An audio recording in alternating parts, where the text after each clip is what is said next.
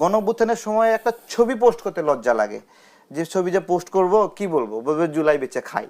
এই জুলাই বেচে খাই এই ট্যাগিংটা পর্যন্ত আসলো কেন? এটাকে আমি নষ্ট করছি? আমি কি চাঁদাবাজি করছি? আমি কি মামলা বাণিজ্য করছি? আমি একটা মামলা কারোর বিরুদ্ধে দেইনি।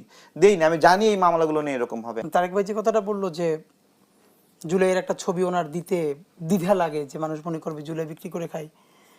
ধরেন অলমোস্ট 1.5 বছর হয়ে গেল, তো আমাদের এই লড়াইটা কি ছিল? একটা নতুন বাংলাদেশ, ন্যূনতম ইনসাফের একটা রাষ্ট্রই তো, এটা তো সবাই বুঝেছে যে একটা ইনসাফ ভিত্তিক রাষ্ট্র আমরা চাই।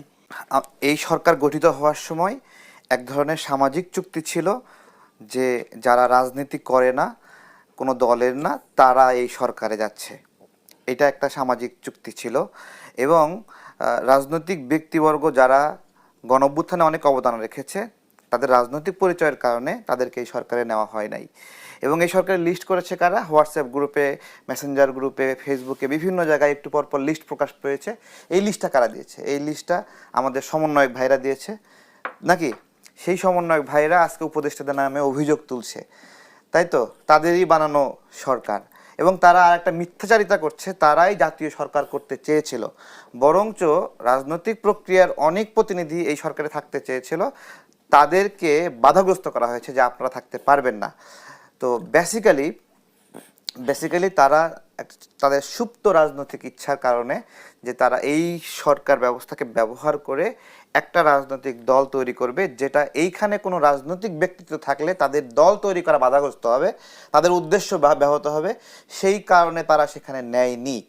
তো আজকে তারাই অভিযোগ করছে। আপনি রাজনৈতিক দলের প্রতিনিধিদের কথা বলছিলেন, কিন্তু এমন অভিযোগও কিন্তু শোনা যায় যে রাজনৈতিক দলের প্রেসক্রিপশনে অনেক উপদেষ্টা নিয়োগ হয়েছে।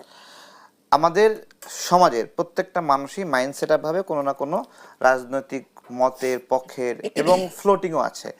তো এই একটা রাজনৈতিক বিশ্বাস মানুষের মনের মধ্যে সুপ্ত থাকা, অপ্রকাশ্য থাকা, এই জন্য তো আপনি কাউকে স্পষ্টভাবে ট্যাগিং করতে পারবেন না। সে তো ওই দলটা করে না, ওই দলের পদে নাই, তার ছোট ছোট বিশ্বাস থাকতে পারে, সেই বিশ্বাস পরিবর্তন হতে পারে। তাহলে রাজনৈতিক দলগুলো ওই সুনির্দিষ্ট ব্যক্তির প্রতি আস্থা কেন রেখেছে?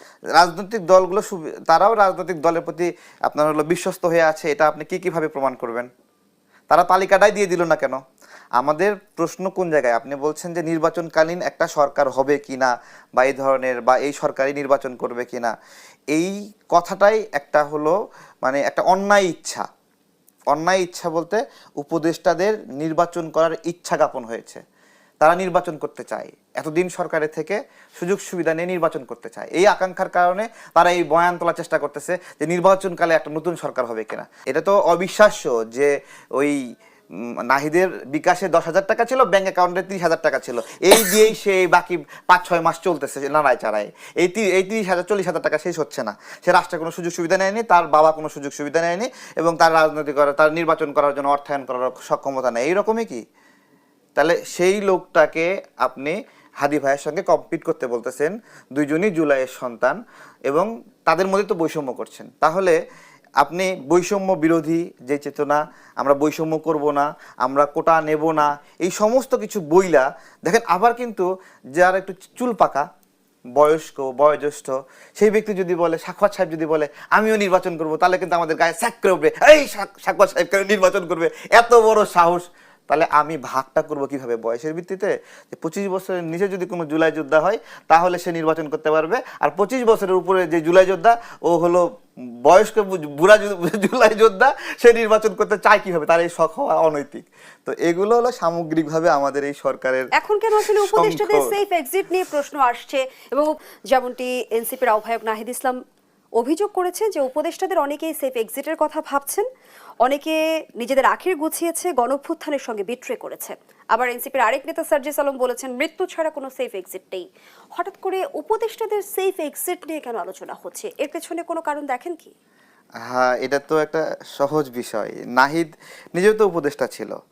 ও যখন উপদেষ্টা ছিল, ও কি কাজটা করছে? আমাদের অনেক বড় একটা চাহিদা ছিল ইন্টারনেটের মেয়াদ নিয়ে, ইন্টারনেটের রেট নিয়ে। করতে পারছে? কিচ্ছু করতে পারছে?